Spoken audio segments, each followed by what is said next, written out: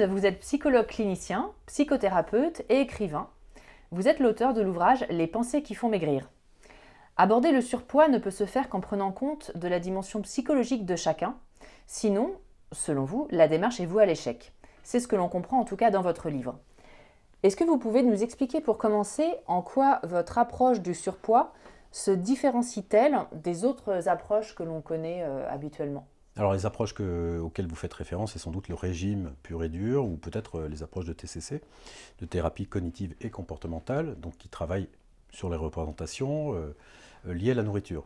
Je crois, moi, et c'est ce que j'écris dans mon livre, qu'il faut prendre en compte absolument toute la personnalité, c'est-à-dire les comportements, quels qu'ils soient d'ailleurs très éloignés de la nourriture parfois, la manière de dormir, la manière d'être en relation avec les gens, quel rapport on a avec ses parents, tout ça doit être pris en compte.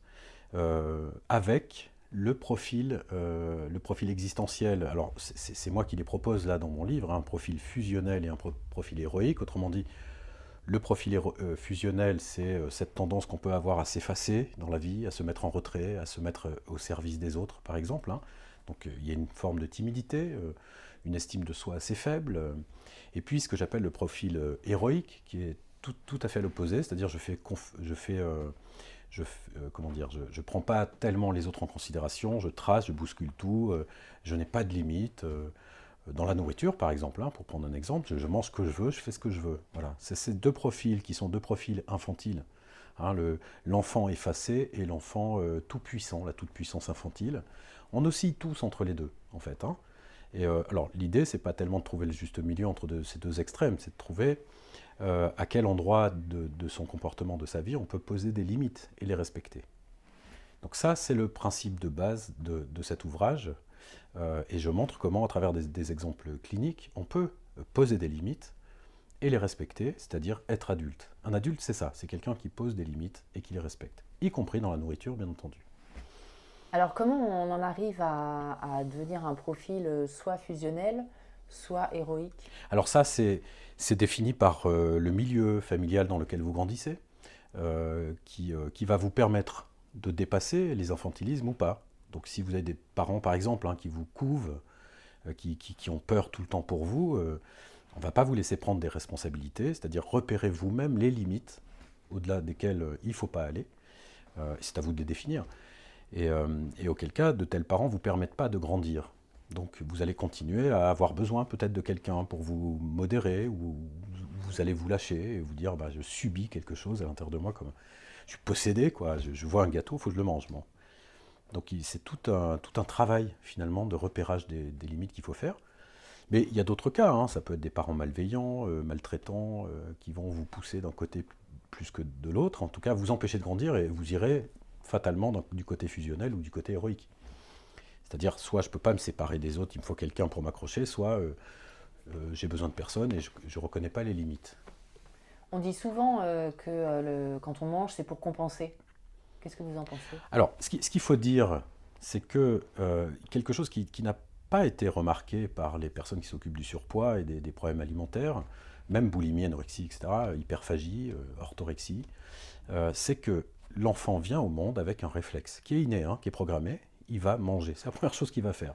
Donc il va s'agripper à une personne, une figure parentale, et puis il va tout de suite manger. Et ça, c'est un réflexe de départ, parce qu'il est absolument vital que l'enfant grossisse à toute vitesse. C'est ce qui va garantir sa survie. Un enfant qui grossit pas, c'est très inquiétant au bout de quelques jours, et un enfant qui maigrit, c'est une urgence médicale. C'est direct à l'hôpital. Donc il y a ce réflexe de naissance qui est que pour vivre, pour rester en vie, il faut manger. Et ça va rester inscrit dans l'organisme même. C'est-à-dire que manger égale vivre.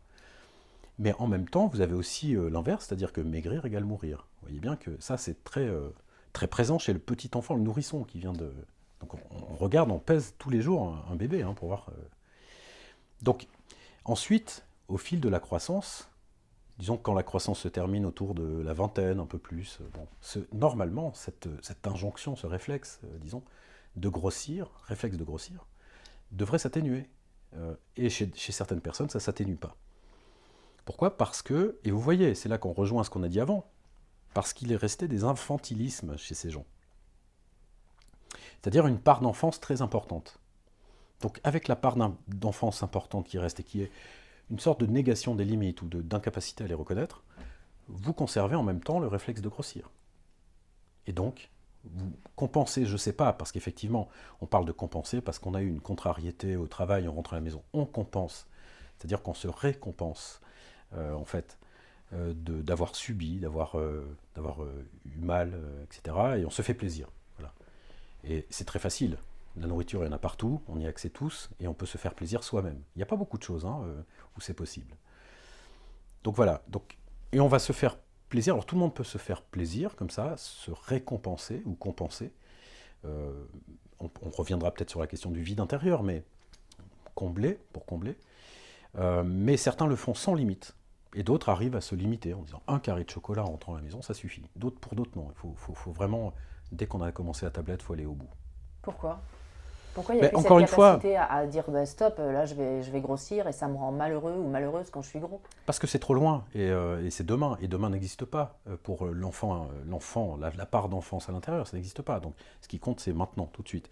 Et puis cette incapacité à supporter la frustration. Si je mange qu'un carré et qu'il reste la tablette, il y a une frustration qui est surmontable. Mais sur le moment, comme les enfants, vous savez, un enfant, vous lui dites tu auras un bonbon demain, il s'en fout complètement. Demain n'existe pas. C'est demain ou jamais, c'est la même chose. C'est pareil pour ces adultes, chez qui l'enfant est toujours là, en fait. Hein. Alors là, on parle de l'enfant, la part d'enfance, c'est-à-dire la part de pulsion non maîtrisée, de chaos, etc. Je ne parle pas de l'enfant intérieur, auquel je ne crois pas. Il n'y a pas un petit enfant là à l'intérieur qu'il faudrait cajoler, hein, parce que c'est la mode de dire ça. Il faut cajoler son petit enfant intérieur parce qu'il pleure, il n'est pas heureux, etc. Non, non. Il faut surmonter, ça ne veut pas dire qu'il faut nier son enfance, on peut avoir de beaux souvenirs et tout ça, mais il faut surmonter l'enfant, le maîtriser, comme si vous aviez un vrai enfant en fait. Hein. Vous êtes obligé de surveiller, de lui poser des limites. Voilà. Et puis l'enfance ne se répare pas, elle se dépasse. Donc à partir du moment où vous faites ce deuil-là, de dire j'ai été malheureux dans l'enfance, j'ai pas eu ce que je voulais, bon, etc. Faites le deuil de ça. Et d'ailleurs, en même temps, ce que je fais beaucoup en séance, de ces parents qui ont éventuellement été maltraitants, il faut renoncer à les poursuivre. Alors, sauf dans le cas des violences sexuelles, des maltraitances qui tombent sous le coup de la loi. Là, évidemment, il y a lieu éventuellement de faire des actions de poursuite. Bon. Mais pour tout le reste, ce qui est un peu subjectif, des parents qui n'ont pas été assez affectueux, des parents qui n'ont pas été accompagnants, etc., il faut laisser tomber. Et ça, c'est un deuil très très important dans le travail qu'on peut faire pour apaiser son rapport à l'alimentation. C'est-à-dire le deuil de l'enfant qu'on a été. Hein. Donc si, à partir du moment où on fait le deuil de l'enfant qu'on a été, on accepte d'aller vers un état beaucoup plus adulte. Qu'est-ce qui fait qu'on peut avoir encore des états un peu fusionnels dans certaines parts de nos vies, et pour autant pas dans tous? On peut être encore un peu dans une forme de dépendance dans certains domaines et moins dans d'autres. Qu'est-ce qui fait que certaines personnes, ça va se mettre sur la nourriture? C'est vraiment une question de personnalité, de la manière dont vous avez aménagé vos défenses. C'est très défensif. Hein, donc il y a des moments aussi où c'est agréable d'être fusionnel, de dire bon, il n'y a pas de limite, je mange ce que je veux. Ce qu'on fait d'ailleurs tous à Noël, à Pâques, enfin aux fêtes, etc. Voire le soir aussi, qui est un moment un peu dangereux pour l'alimentation, ou le week-end. Donc ces moments-là sont comme des bulles dans lesquelles on se dit bah là il n'y a pas de pression. J'ai eu de la pression toute la journée au boulot. Vous voyez le joli lapsus. Au bureau et au boulot, la maison représente pour moi, il y a un effet de seuil. Dès que je rentre à la maison, il n'y a plus de limite. Et on a tort, c'est pour ça que je conseille souvent de ne pas enlever ses chaussures tout de suite, de ne pas tout de suite se mettre en tenue relâchée d'intérieur, parce que ça permet de conserver une certaine tenue, y compris par rapport à l'alimentation. Surtout pour les gens chez qui ça arrive vers 19h, au moment où ils rentrent, 19-20 heures. Donc je dis, mangez dans votre tenue de la journée, et puis ensuite vous mettez-vous à l'aise. Vous voyez, après il y a quelques heures comme ça qui sont critiques, 17h, 19h, 22h. 22h, c'est beaucoup le chocolat, par exemple. Bon, alors pourquoi des gens c'est la nourriture et d'autres? Parce que d'abord, la nourriture c'est pratiquement tout le monde. Et encore une fois, parce que c'est là, c'est accessible, c'est facile. Tout le monde résiste. Même les gens qui sont... Enfin, c'est très rare, les gens qui n'ont pas faim, hein, ou qui n'ont pas de gourmandise. Oui, c'est souvent de la gourmandise. C'est souvent de la gourmandise, pas toujours, mais souvent, et bah, c'est la capacité à se frustrer, à se dire, bon, bah, je mange une part de gâteau, puis j'arrête. Et alors à ce moment-là, faut tout enlever. Si vous êtes au restaurant, il faut tout faire enlever, passer au café, et vous verrez que cette frustration dure quoi, 30 secondes, avec l'habitude. Vous voyez. Après, vivre des choses un peu fusionnelles, sans limite, comme ça, où on efface les limites, bon, ça se rencontre dans la rencontre sentimentale. On vit 3 4 mois de fusion, c'est extrêmement agréable parce que on voit la valeur défensive de ce que c'est qu'être fusionnel. Vous ne posez plus les questions existentielles sur la mort. Si vous êtes amoureux, amoureuse de quelqu'un follement là, bah, la mort, on s'en fout. La solitude n'existe plus, on ne se pose même plus la question. Le sens de la vie, bah, c'est l'autre. Et puis les choix, ben, on les fait ensemble, voilà, il n'y a plus de problème. Mais si vous vous retrouvez seul, alors tout ça réapparaît. Ce sont les angoisses existentielles. Les angoisses typiques de la condition de l'homme, de l'être humain dans ce monde. Hein, vous êtes limité par la mort, par la solitude, le sens et la liberté. Et donc la nourriture serait un moyen D'oublier. Ouais. D'oublier ça et d'enlever ses angoisses. Oui, de faire un peu Quelque semblant, de dire il n'y a pas Ouais. de limite. Il y a des limites, un jour je vais mourir, c'est une limite. Le sens de ma vie, je ne le connais pas, c'est une limite. Il faut que Bon, la nourriture, ou d'autres choses, hein, parfois l'alcool, la drogue, plein d'autres choses, hein, le jeu, ça permet de se donner l'illusion que je ne suis pas soumis à des limites. Quand vous dites, quelqu'un qui a passé une journée au travail, où ça a été éprouvant, etc., il décompresse, etc., quand il arrive chez lui. Donc on a l'impression finalement qu'on passe un peu d'un extrême à l'autre. Oui. Une contrainte énorme, du coup un relâchement total. Est-ce que dans ces cas-là, il ne faudrait pas réajuster aussi la vie au travail? Absolument. Ce qui permettrait de moins décompenser, entre guillemets. Absolument. C'est-à-dire qu'il faut apprendre à décompresser tout au long de la journée, mais à petite dose. C'est-à-dire, bon, relativiser un peu les choses, il y a une pression, mais la plupart des gens sont au travail à fond. Donc avec cette pression très forte sur eux, et donc ils visent, comme ça, ils ont dans le viseur la fin de la journée avec ce moment où ils vont pouvoir décompresser. C'est brutal. C'est brutal, et ça se voit d'ailleurs dans le fait d'engouffrer des choses, et puis d'avoir très faim. C'est pour ça que dans le travail que je fais, en tout cas moi, je préconise, du point de vue très technique, hein, d'abord un menu, un cadre alimentaire, pas du tout un régime. C'est-à-dire que c'est un cadre alimentaire, vous savez ce que vous mangez. Ça, c'est Ouais, excusez-moi, est-ce que vous pouvez juste préciser pourquoi les régimes, justement, c'est une erreur, et ensuite expliquer le cadre alimentaire?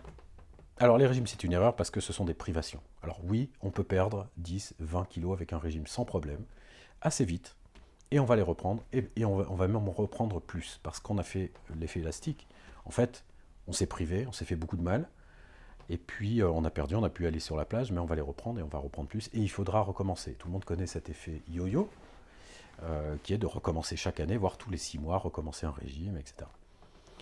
C'est une triche avec soi-même aussi, parce qu'au moment où vous commencez ce régime, vous savez très bien que vous allez les reprendre après. Vous savez très bien que vous n'avez rien changé à votre comportement habituel. Vous n'êtes pas entré dans des limites, dans le fait de poser des limites comme un adulte. Vous dites, voilà, vous avancez par à-coups. Un coup, je mange trop, un coup, je mange plus.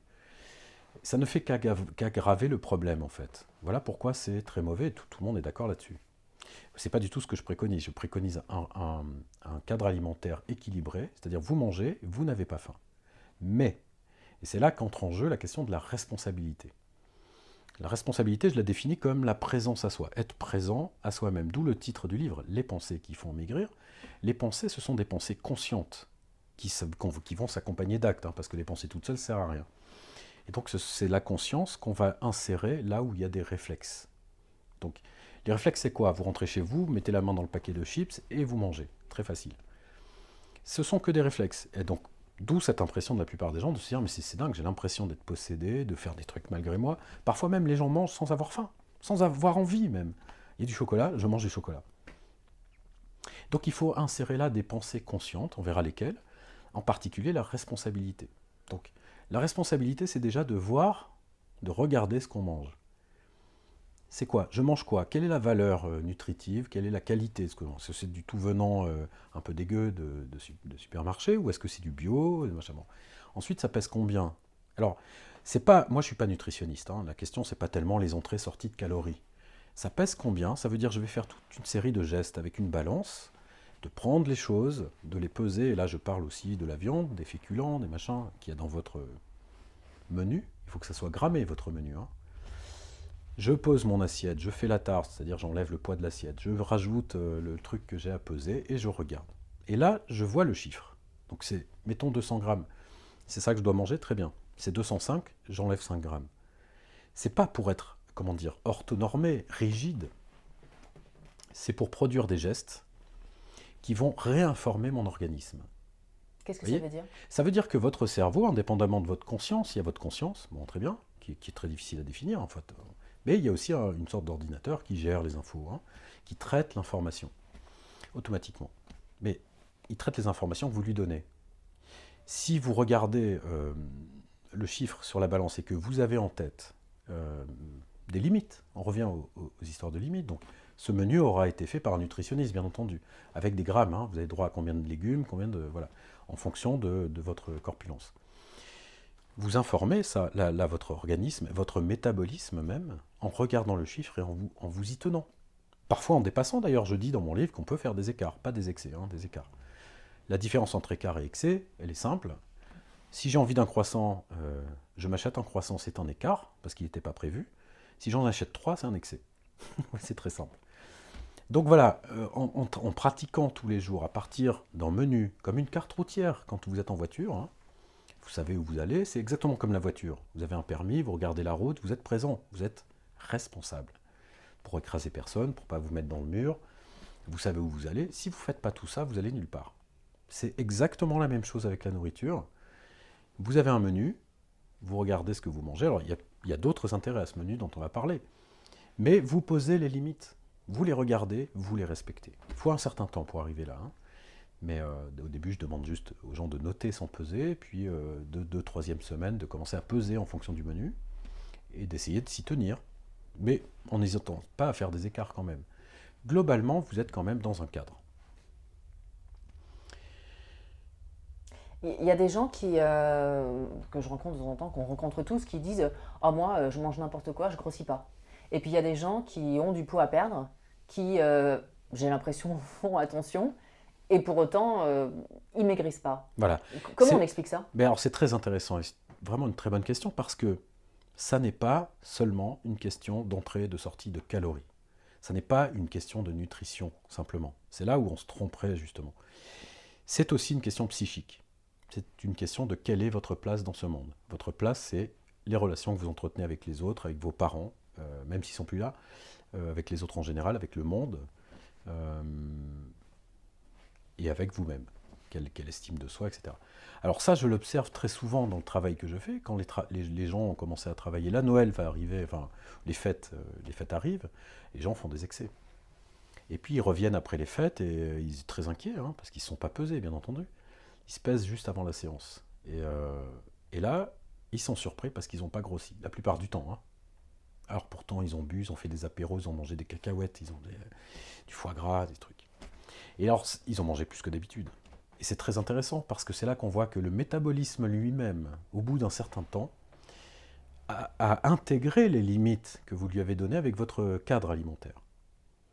Et c'est très très impressionnant de voir que le fait de prendre du poids ou d'en perdre ou d'en prendre n'est pas directement relié aux calories, de manière très objective. D'ailleurs, déjà, les calories, on les intègre plus ou moins en fonction des aliments, des personnalités. Les deux personnes n'intègrent pas les calories de la même manière. Et ça dépend beaucoup de la posture que vous avez par rapport à la vie, par Vous pouvez rapport à nous votre donner un place, exemple? etc. Oui, alors là, il faut entrer dans la valeur défensive du surpoids. C'est-à-dire que si vous avez un gros surpoids, disons 10, 15, 20 kilos et plus, hein, moi je vois ici des gens qui ont même beaucoup plus que ça, c'est une protection, c'est une défense. Alors, qui a plusieurs fonctions, hein, on ne va pas toutes les énumérer parce qu'il y en a beaucoup, mais disons que généralement, beaucoup de femmes, par exemple, diront le surpoids, ça permet d'effacer les formes de la femme adulte sexualisée, sexuée. Du coup, je suis plus trop sollicité, j'ai moins peur dans la rue, etc. D'autres, au contraire, enfin, d'autres, dans le même sens, disent quand je maigris, je suis beaucoup plus sollicité, j'ai un peu plus peur. Oui, mais pour autant, ces femmes-là ne veulent pas grossir consciemment. C'est pas très conscient, donc c'est Oui. très très implicite. Oui. Vous savez, les défenses, c'est pas, vous dites pas un jour, tiens, je vais choisir telle défense psychique. Ça se fait presque mécaniquement au contact du monde. C'est une construction en fonction des obstacles que vous rencontrez, des échecs, etc. ça se fait un peu tout seul, au ressenti, au flair. Vous savez, c'est un peu comme la place que vous allez prendre dans une pièce où il y a une assemblée. Les gens pour un pot, quoi. Vous ne vous mettez pas n'importe où. Vous savez bien que vous allez trouver une place où vous êtes plutôt pas mal. Près de la porte, près du pot de fleurs, près de machin, plutôt en retrait par rapport à tel autre, etc. Mais vous réfléchissez pas. Vous le faites. Voilà. Les défenses, c'est la même chose. Vous les construisez un peu comme ça.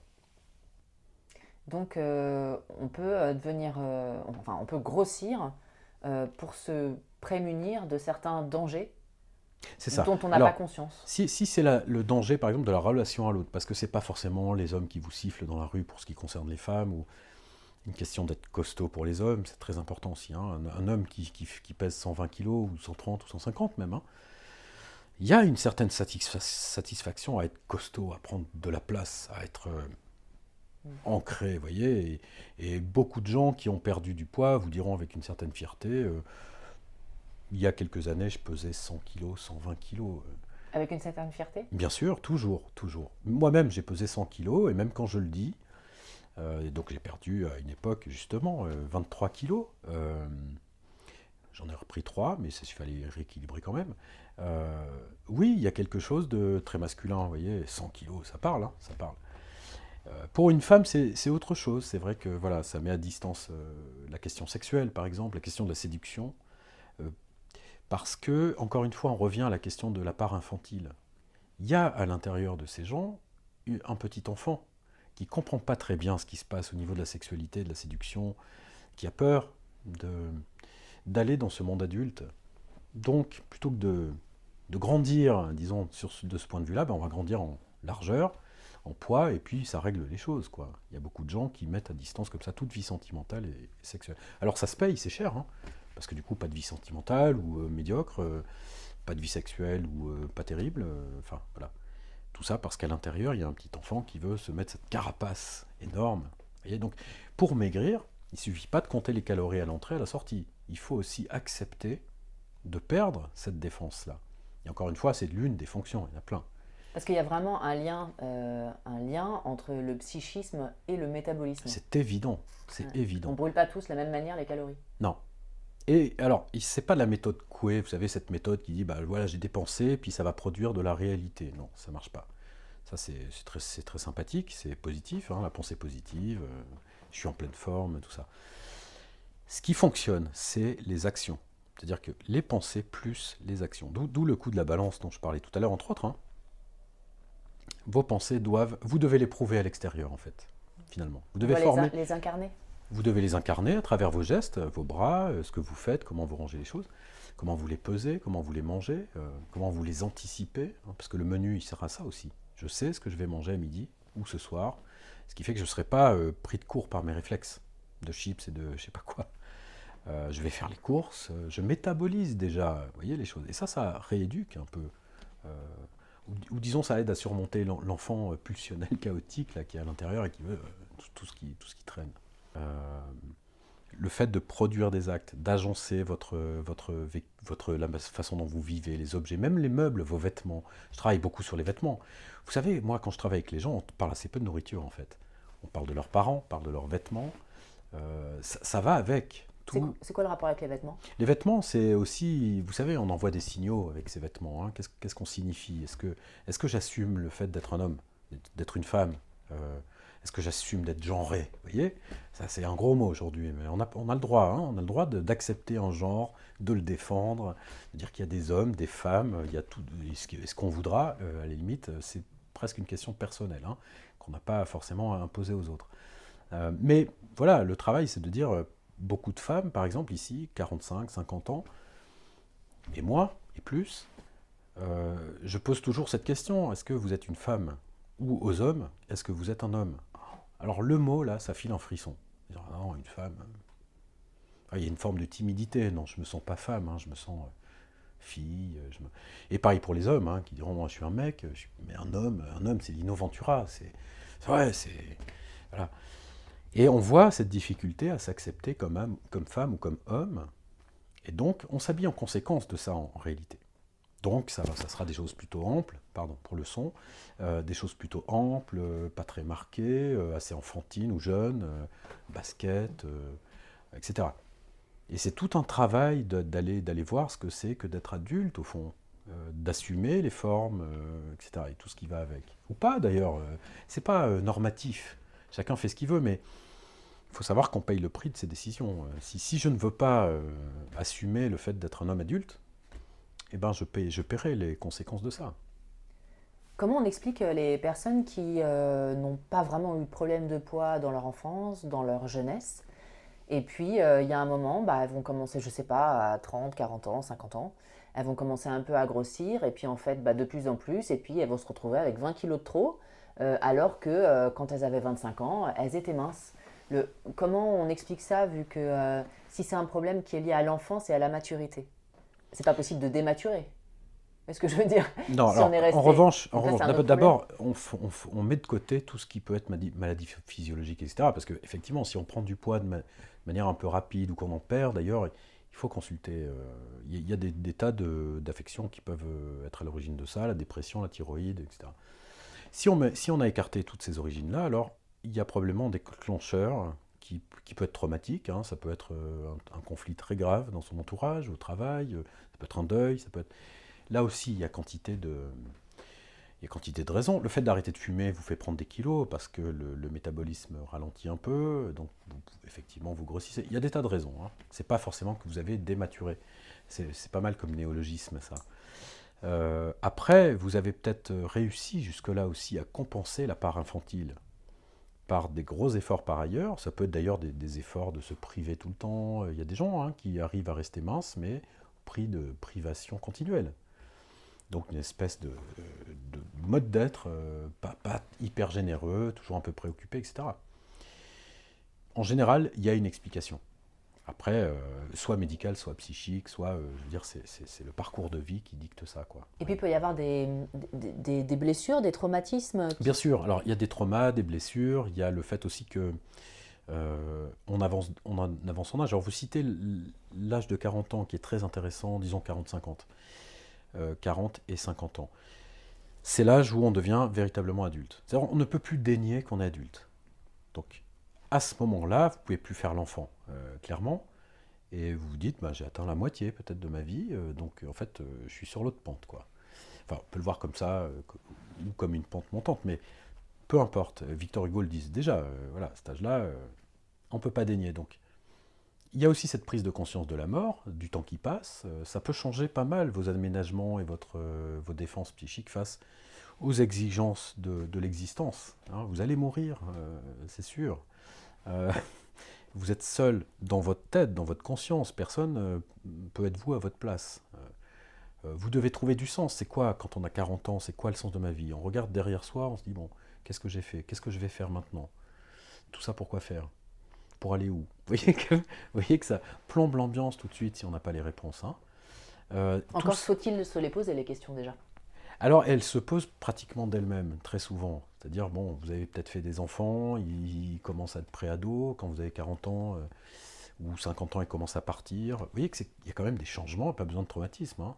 Il y a pas mal de changements là qui viennent et qui ponctuent votre vie. Et les questions viennent se poser à vous, hein. Et plus vous avancez, plus c'est le cas. À 50 ans, 60 ans, 60 ans, vous allez partir à la retraite, c'est encore un tournant.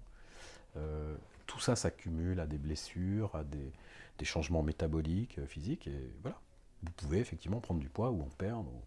Et donc effectivement, compenser entre guillemets ces angoisses un peu existentielles C'est ça. en mangeant. Voilà, on Ça pourrait être s'anesthésie. autre chose d'ailleurs.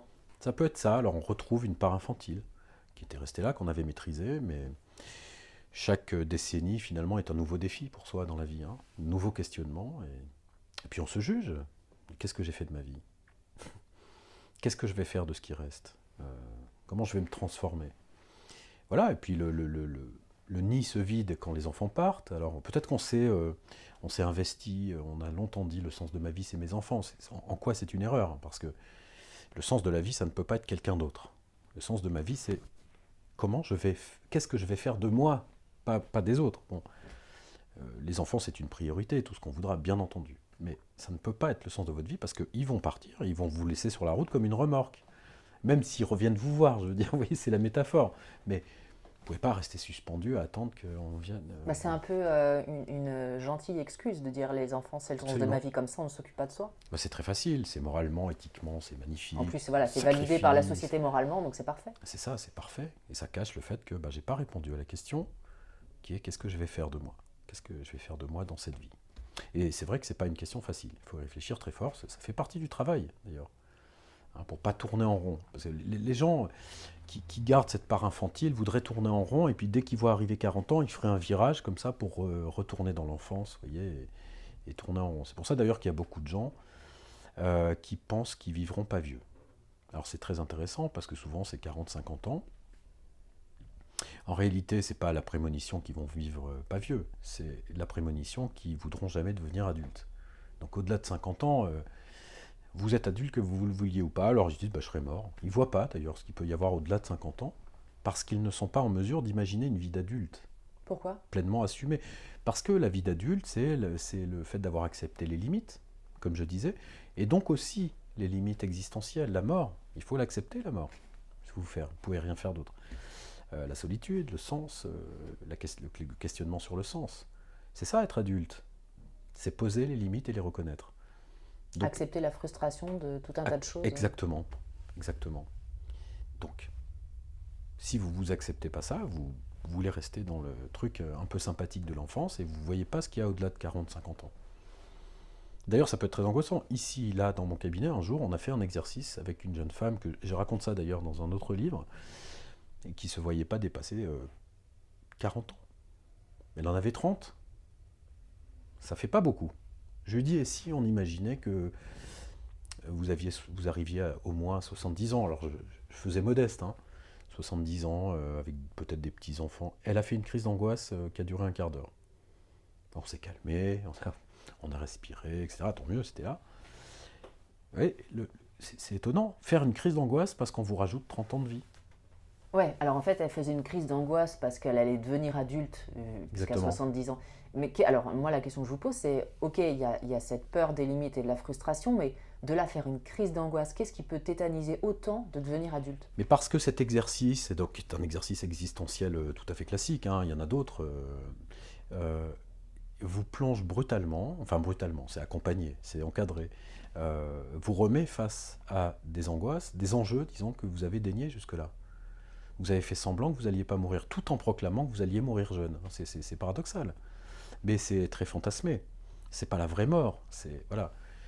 Vous avez dénié la mort, vous avez dénié la solitude, surtout parce que là on parle d'une personne qui était très fusionnelle avec sa maman, son papa, etc. À 30 et quelques, c'est encore ses parents qui payaient sa carte de métro, son téléphone, son loyer, alors même qu'elle gagnait très bien sa vie.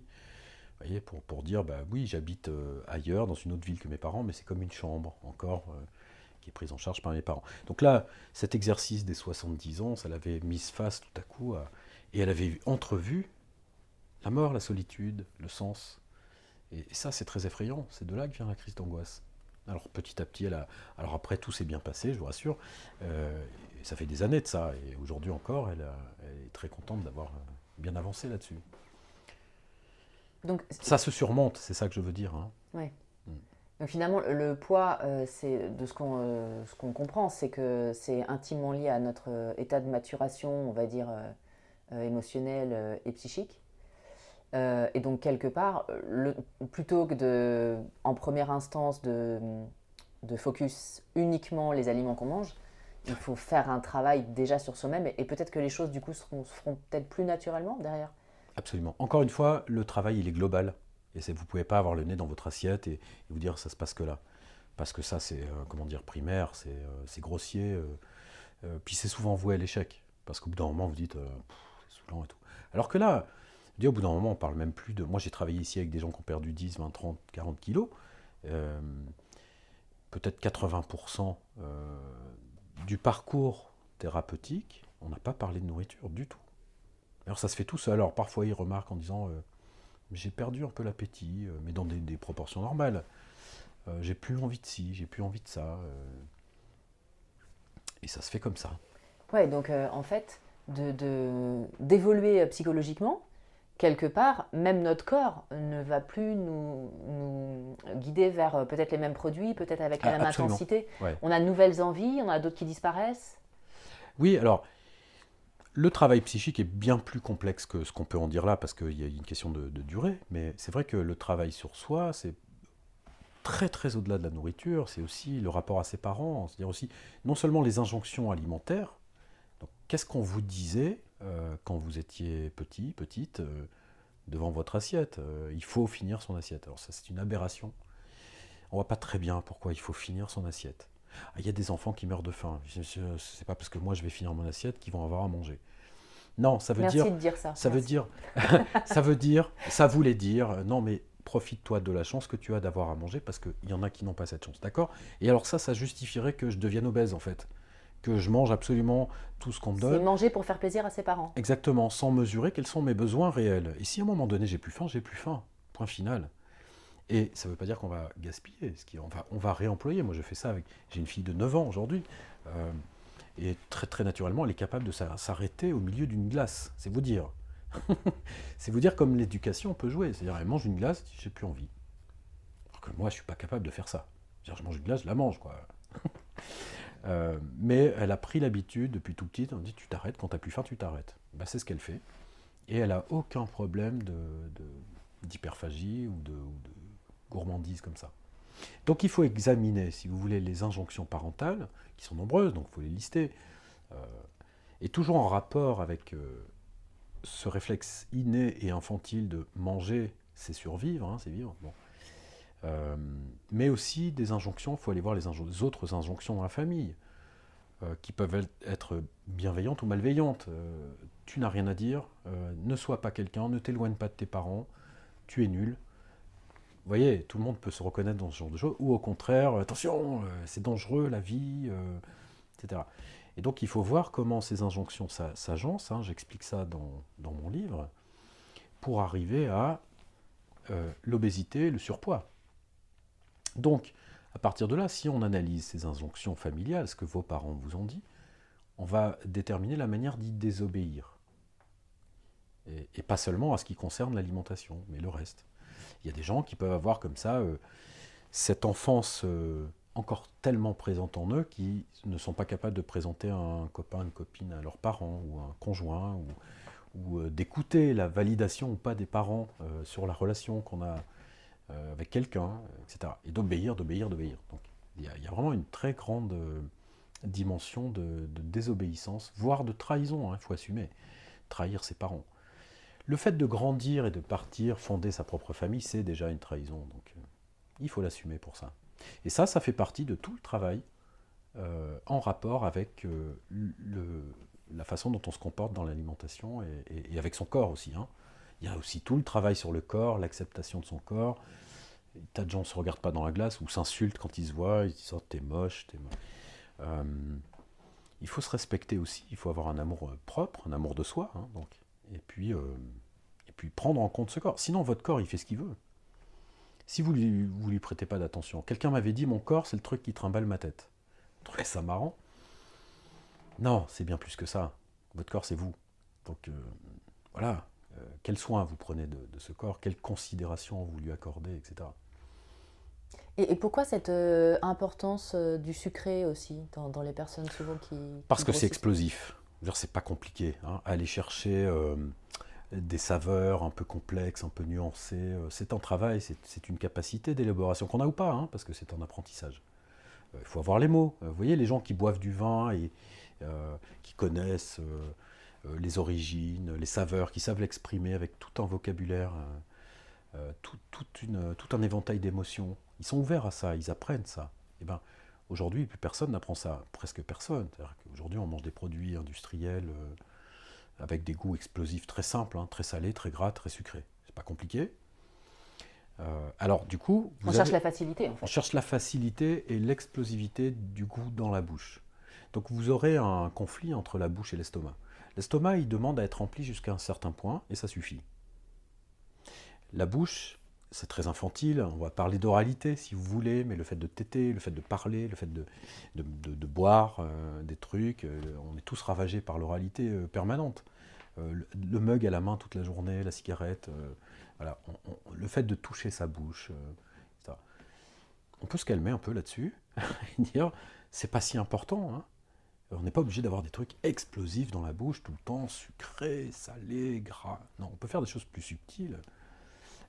La courgette, c'est merveilleux la courgette. Hein. Moi j'aime bien faire la pub de la courgette. Non mais quand j'étais évidemment ado ou jeune adulte, c'était hors de question. Pour moi, d'abord c'était un truc de fille, hein, un truc des reçus. Puis après, pour moi, c'était insipide. Quand j'ai découvert que les courgettes, on pouvait être en extase devant le goût de courgettes cuites à l'eau, avec un filet d'huile, un peu de sel. Voilà, et là on va chercher des goûts, il faut les apprendre aux enfants aussi. Et vous n'êtes plus dans ce conflit bouche-estomac. Déjà, vous écoutez votre estomac aussi. Vous n'êtes pas à vous dire, là je bouffe un burger, déjà en soi, c'est quand même pas très bon. Pardon pour ceux qui écoutent, mais c'est vrai, c'est quand même du pain avec de la viande au milieu qu'on mange avec les mains, avec de la sauce et des tas de trucs. Je ne sais plus très bien ce qu'il y a dedans. Voilà, donc c'est une forme d'éducation, de dire ben, on va rééquilibrer, et c'est un travail, la balance entre le goût, l'instantanéité du goût, et puis la sensation dans l'estomac. Donc il faut être à l'écoute. Mais c'est Il faut être aware, comme dit l'autre. une réflexion un peu personnelle, une question que je vous pose aussi. C'est un peu à l'image de notre société du plaisir immédiat. Absolument. On ne cherche pas à responsabiliser les personnes et à apprendre et à travailler. Et tout ça, ça demande du temps, ça demande de l'investissement. Si vous responsabilisez les gens, vous ne vendez pas. Donc si vous voulez vendre, vous devez déresponsabiliser les gens. Vous savez, c'est une règle du marketing. C'est pas pour rien qu'on vous met les chips en face des salades. C'est parce que vous allez acheter des pommes et des salades, ça vous déculpabilise et ça vous déresponsabilise au moment d'acheter des chips. Vous dites, ah bah ça fait la balance. Vous croyez que c'est le hasard qui mette les chips en face des salades? C'est pas du tout le hasard. Il faut faire en sorte que les clients potentiels que nous sommes tous se comportent comme des enfants, de manière chaotique et pulsionnelle. Parce qu'on le vaut bien. Parce qu'on le veut bien, en effet, pour ne citer personne, et les supermarchés, le moindre supermarché est agencé pour vous transformer en enfant. Et c'est pas pour rien que les bonbons sont près des caisses. Alors non seulement ça s'adresse déjà aux enfants, aux vrais enfants, qui sont exactement à ce niveau-là, mais aussi à vous, parce que vous avez fait vos courses, vous êtes fatigué, vous pouvez vous faire plaisir. Ça, c'est l'enfant. Vous voyez? Donc la société n'aide absolument pas, évidemment. La société va dans l'autre sens. On vous dit, il y a des injonctions de soyez mince, soyez beau, et en même temps, consommez. Tout un tas de paradoxes, en fait. Tout un tas de paradoxes. C'est de ce qu'on appelle le double lien, c'est-à-dire des injonctions paradoxales. Soyez beau, soyez mince, mais consommez au maximum. Achetez des voitures, mais ne roulez pas parce que ça pollue, etc. Enfin, tout est... Donc il faut essayer aussi, et c'est le lieu, ça, d'ailleurs, de cette thérapie, c'est d'essayer d'être le plus adulte possible, malgré cette société très contradictoire et très infantilisante.